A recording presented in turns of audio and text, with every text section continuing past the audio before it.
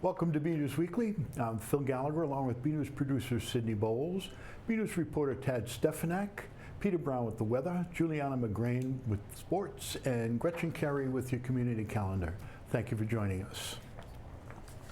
The Planning Board voted 3 in favor to 4 against recently against a proposed mixed-use development in the Mall Road area. It's just a non-binding recommendation, which town meeting takes under advisement when it votes on the project in January. But it's still a blow to the project that Economic Development Director Melissa Tintakoulis has spent a year working on. If approved, the mixed-use district would consolidate a patchwork of zoning designations in the area, and it would make it easier for developers to build mixed-use projects with retail on the bottom and apartments or condos on the upper levels. Those in favor of the new zoning district said it would breathe new life into the area and would keep Burlington competitive in the region. Here's Planning Board member Jessica Sutherland, who supported the plan. This was not a plan developed in haste. This was a culmination of work done consistently for well over a year, seeking community input and being led by experts in their respective fields. I do think it's important, which Joe had brought up last meeting, that we understand what is the worst case scenario. It's helpful knowing that information, and at the same time, I know that we collectively want to be the standard that towns strive to be. And I think based on the most likely scenario, which thank you for sharing that today, of this plan, that will help lead to important, sustainable, and forward-thinking growth, which is critical for this town, especially with the vast municipal investments that we need to make and want to sustain. I think there are risks in every decision we make. This is one that I feel like is a risk worth taking, given all of the in-depth and detailed work that went into this. So I hope that, although change is uncomfortable and some folks are risk adverse, I hope that we feel confident in all of the work that's been put into this. But the majority argued it would increase traffic and change the character of the town. Here's Planning Board member Joseph Impemba. Everyone talks about the traffic in Burlington. And we're talking about a fairly small geographically area down there that abuts residential area.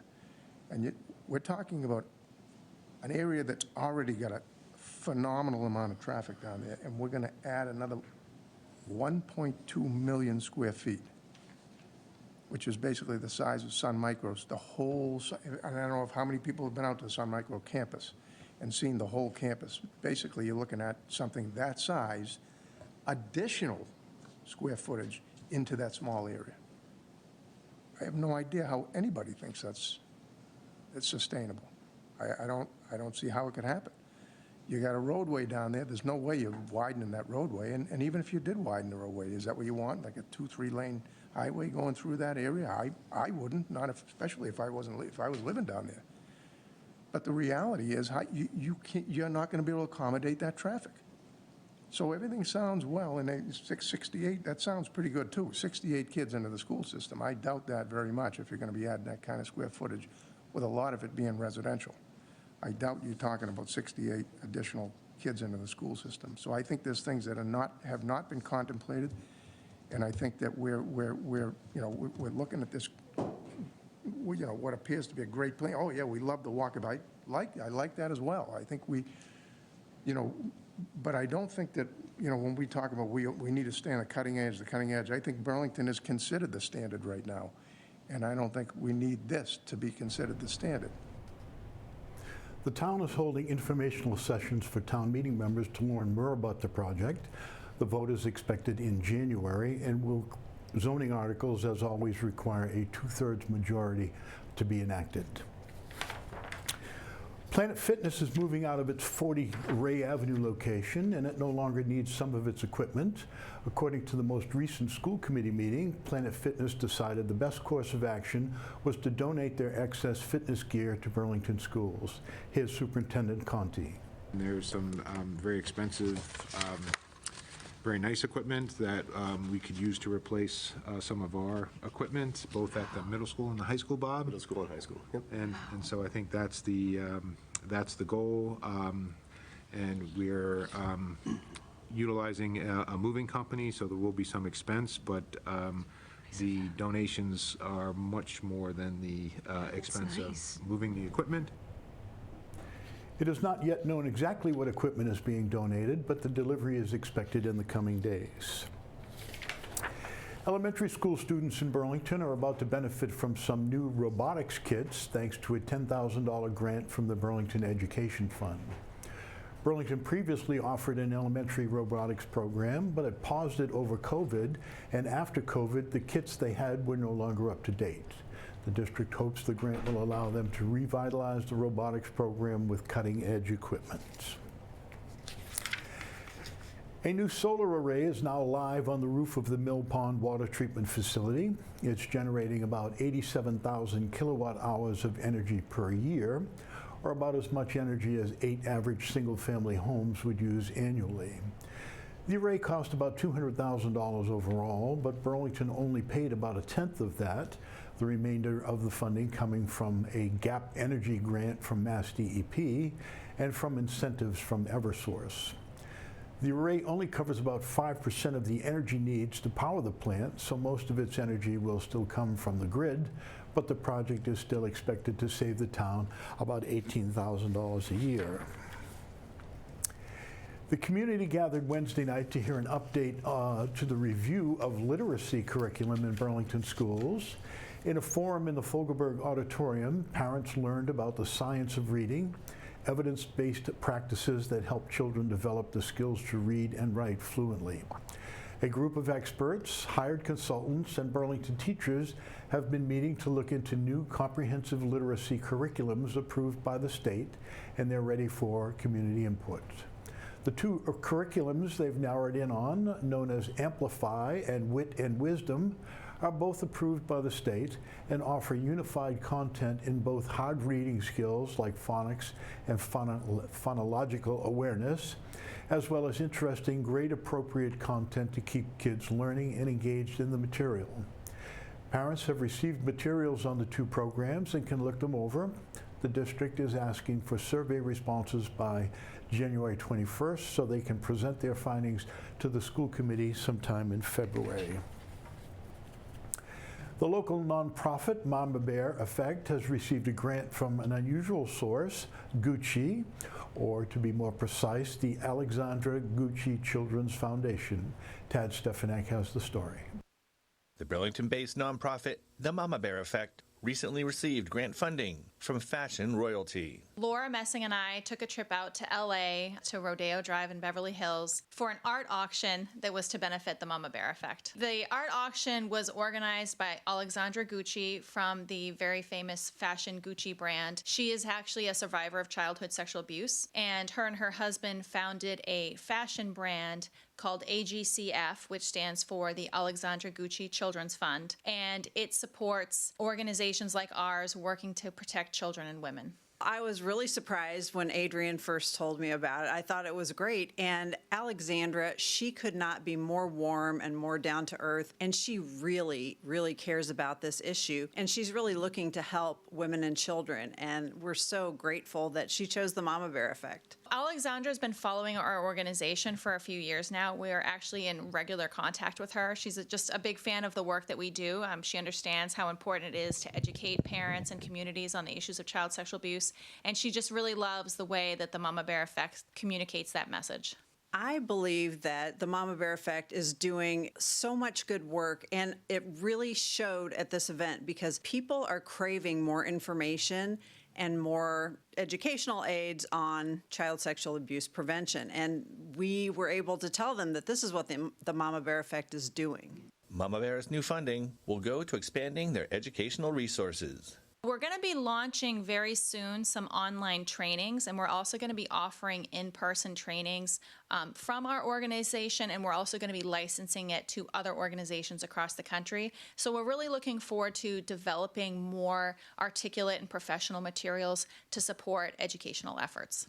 From the office of the Mama Bear Effect, I'm BNEWS reporter Tad Stefanak. The Burlington Cultural Council provides grant funding for artists to offer unique cultural programming in Burlington and beyond. One beneficiary of that grant funding was Raksha Soni, who runs brush and paisley art classes.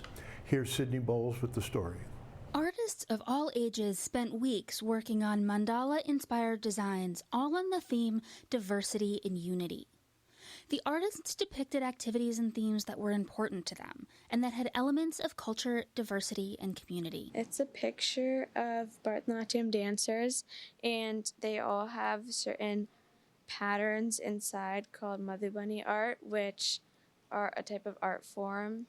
So I drew a soccer ball because I love playing soccer and I've been playing it since like preschool, so it's like really important to me. I went off of the festival of Diwali.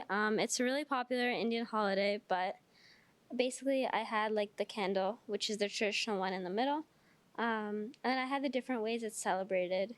And to show unity and diversity, I did it in different languages because I didn't realize it before, but after this project, I realized that like festivals and cultures connect to each other. No matter what, we all are human beings and we all are connected. Doesn't matter religion, country, and all those things. Instructor Raksha Soni led the class with funding and support from the Burlington Cultural Council. I applied for this grant and I wanted to do a project with kids because this is very important for kids to learn these things earlier in the life. I was hoping that we could have like more from people from different background, which we could not get in this project, but hopefully in future. But like learning about each others' festivals, their activities, and all those things. So those are very, very important, and so that's why I feel like we can express that through visual arts because that's my area.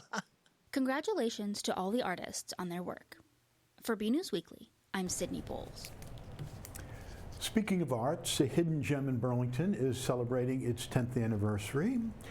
Here's Sydney Bowles again.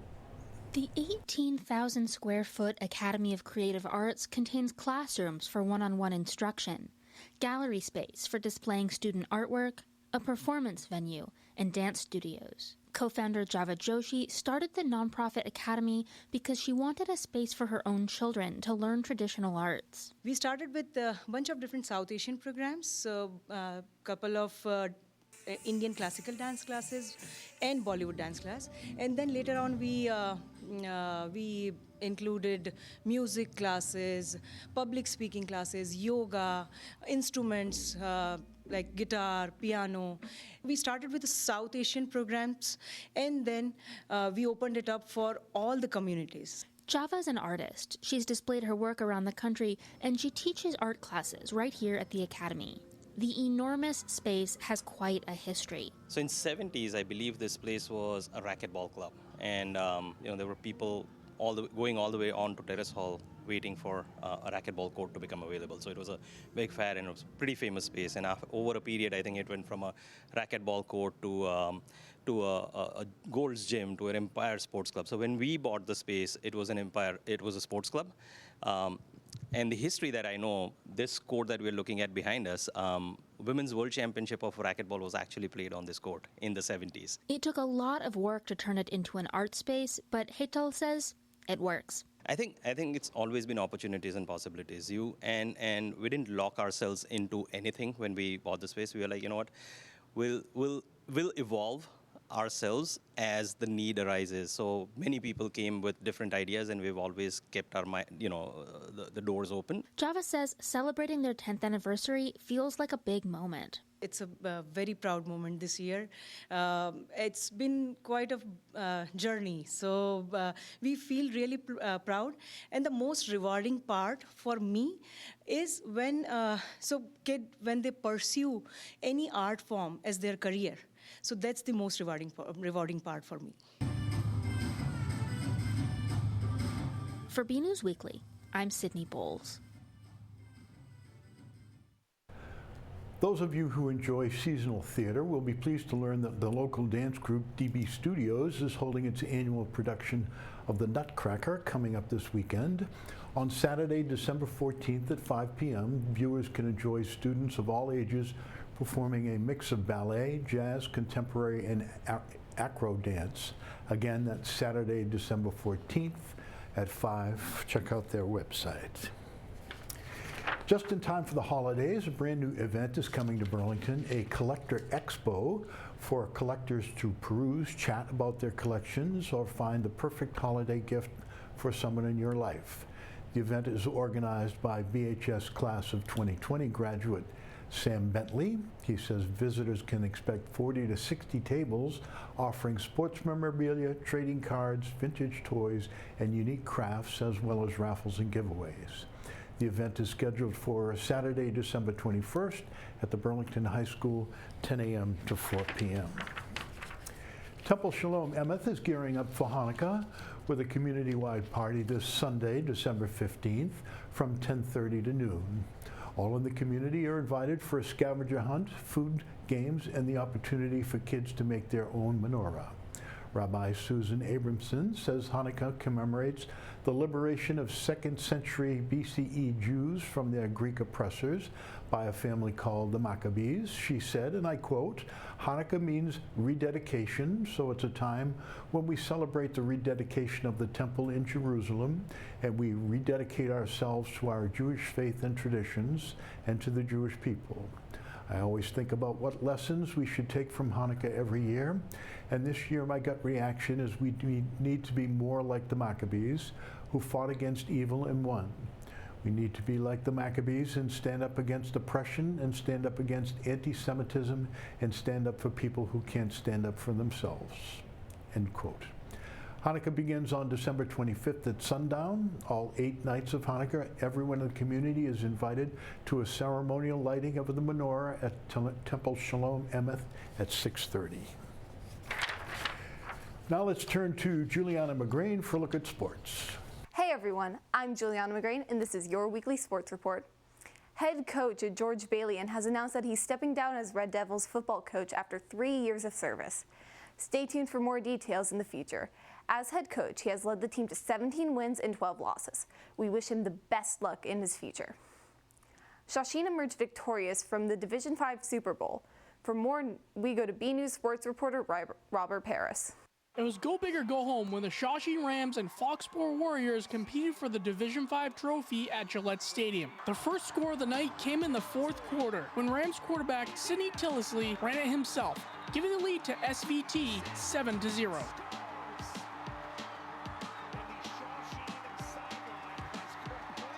On Foxborough's next possession, Tillisley, who also plays safety, intercepted Michael Marcasella, landing the Rams in great field position. This didn't last long as the Warriors were able to stop them, getting the ball back with minutes to spare. Down 7 on a 2nd and 6, Marcasella was intercepted again, this time by linebacker Jake Banda, who ran it all the way back to the 1-yard line.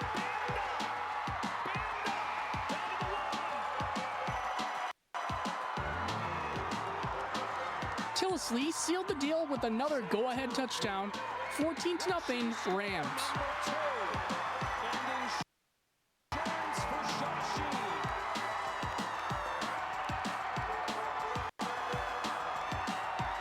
In the final minutes of the game, the Rams defense did their part by stopping the Warriors on offense, keeping them scoreless throughout the entire game. This was the first Super Bowl victory for Shawsheen since the 2010 season.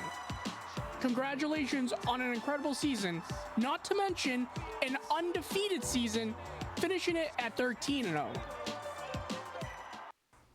16 seniors will be graduating from the team this coming spring. The Burlington Pop Warner Pee Wee cheer team finished 3rd in the nation at this week in Orlando, Florida. The Burlington junior team is competing Thursday. Results are forthcoming. The Rocket League and Mario Kart teams of the Red Devil Esports are in the finals. The semifinals begin with Rocket League against Braintree on December 12th, followed by Mario Kart against Methuen on December 13th. The spring season will begin in February, and we'll have updates on the new season when it begins. This weekend begins the official start of the winter season for basketball, hockey, wrestling, and swimming. The track will begin the next week, and girls gymnastics will start in the next year. We'll bring you updates from the first games and meets next week. For more Red Devil action, check out our sports section at bcattv.org/sports and follow us on X at BNEWS Sports. That's all for this week. I'm Juliana McGreen. Back to you in the studio. Thank you, Juliana. Our BNews sports reporter, Robert Paris caught up with Al Costabile, head coach for the Shawsheen Rams, who enjoyed the experience and praised his defense. And I quote, "It was an awesome atmosphere at Gillette Electric. It was an unforgettable experience.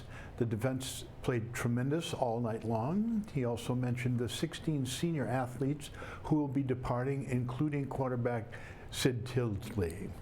"We will greatly miss the leadership and commitment of this senior class. Provided the leadership and determination, I hope the seniors learned some of the lessons of life that we relate to football. One big takeaway is hard work and dedication in the off-season really pays off. We will celebrate this great achievement many times and in many ways in the future. Congratulations, Shawsheen." And now let's take a look at the weather and we turn it over to Peter Brown, and stay tuned for your community calendar with Gretchen Carey. Well, everyone, this is Peter Brown with a look at your weather for the next 7 days. Here we are heading in towards the official start of winter in a couple of weeks. Now, as we go through our forecast today, I'm going to be talking a little bit about what I'm expecting for the next 3 months. Yes, for those of us who just do not like the cold weather, winter is just not our cup of tea, but we do have to deal with it, and I just want to give you a little bit of a background as to what I'm seeing as compared to what some of the long-range models are. So starting in our period on Friday, we should be seeing temperatures at this time of the year in the lower to mid-40s. We're actually going to start out very chilly again as we start out the weekend. I don't think we're going to be getting out of the upper 20s, so definitely going to have to bundle up again this weekend as we get towards the second part of our period getting in towards next Thursday. We just have to keep an eye out and just remember that days are getting very chilly now. Our average highs are going to be hovering around 40, and actually as we get towards the end of next week, I actually think we're going to be seeing another warm up again like we saw the past day or so here in the Burlington area, with another rainy storm moving into the area and temperatures probably staying around 50. Now, as we go ahead, instead of looking at what we're calling for in terms of temperatures and precipitation over the next 7 to 10 days, we're going to take a look at what the Climate Prediction Center is calling for us for the next 3 months, so that basically the entire winter season to come up. And looking at the forecast, this is very typical of a La Nina pattern, whereas we have been seeing El Nino last summer, where it looks like we're going to be seeing La Nina develop again. This was a phenomenon that we had seen over several winters going back over the past 3 to 4 years here, where we saw very warm conditions. Some winters a little bit drier than others, some a little bit more precipitation, and it looks like this winter they're calling for us to have again above average temperatures, very similar to what we've been seeing really the past decade or so almost. Really, the last incredibly bone-chilling winter that we really had in the Burlington area was that horrendous winter back in 2014 and 15, where we saw nearly 100 inches of snow from the middle of January through the end of February. Everybody in the Burlington area remembers that winter. We have not seen a winter like that since then.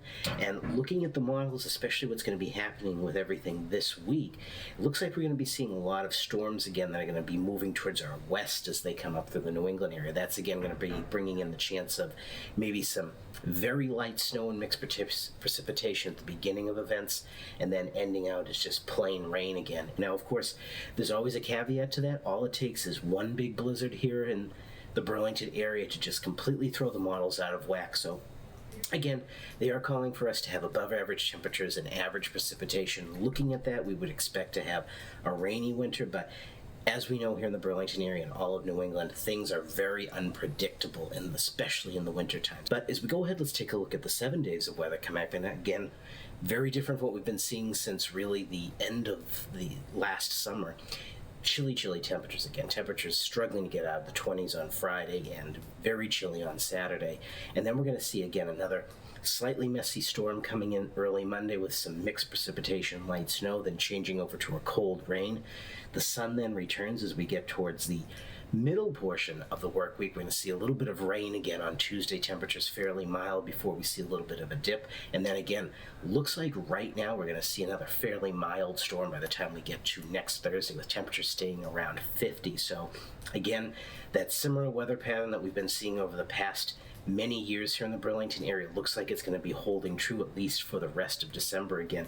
Things can change, so keep an eye on the weather out there. And of course, we always have that chance of snow always around the corner as we get into the wintertime here in Burlington. So everyone, get out there, enjoy the weather, and have a great week.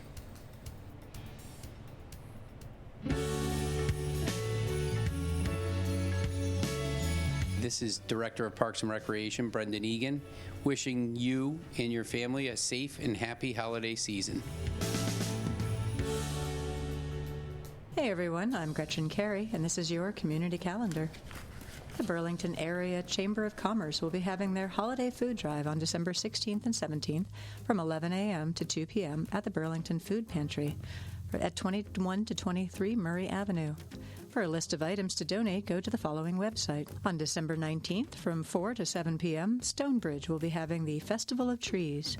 All proceeds go to the One Angel Foundation. Please RSVP at 781-272-0080. On December 21st from 10 a.m. to 4 p.m., the Collectors Expo will be having the Collectors Expo at Burlington High School. For more information, go to the following website. For more community calendar events, go to bcattv.org, burlingtonpubliclibrary.org, and burlingtonrecreation.org. I'm Gretchen Carey, and that was your community calendar.